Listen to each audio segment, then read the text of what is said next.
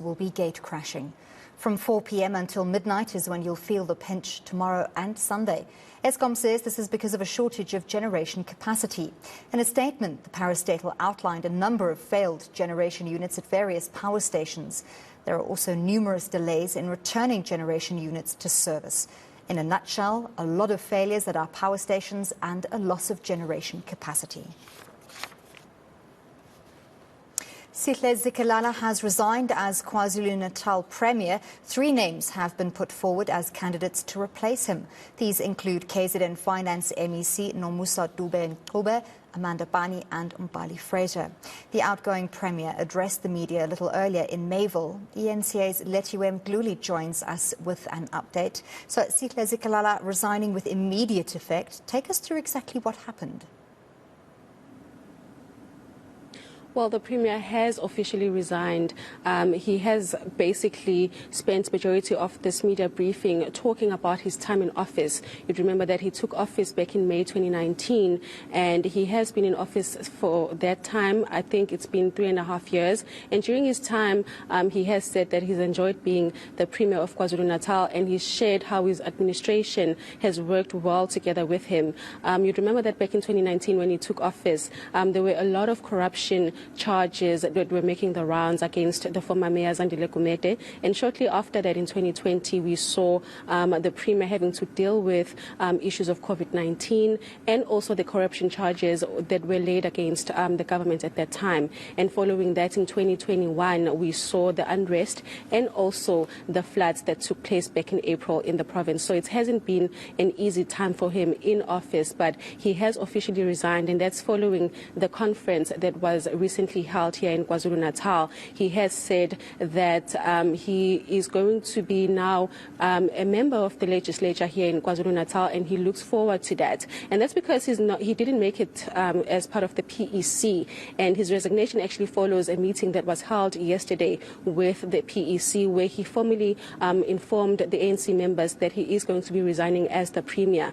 His resignation is not a shock, as a lot of members of the ANC have been calling for him to step down. You'd remember that during the conference we heard singing from the ANC members where they were wanting him to step down. And that's because of the support that Zikalala has been showing to the President Cyril Ramaphosa, and ANC members accusing him of not supporting the former President Jacob Zuma. But when he was reflecting on his time in office, this is what Zikalala has had to share. All members of the ANC are expected to do everything to strengthen our movement and avoid any action that can weaken the organization or derail the struggle. Informed by this conviction and having undertaken due consultation, I've taken a position to resign the position of the Premier of KwaZulu-Natal Province. I've taken this decision consciously and expeditiously so that there is no doubt about the strategic direction that the movement and the government should be taking going forward. I do believe that in the period we have been entrusted to serve the people of our province by the ANC, we have honored our responsibilities. We did our utmost best to advance the goals of the National Democratic Revolution and did our part to accelerate the goal of radical socio-economic transformation. Let's go back to that issue of claims that Zikalala withdrew his support from former President Jacob Zuma.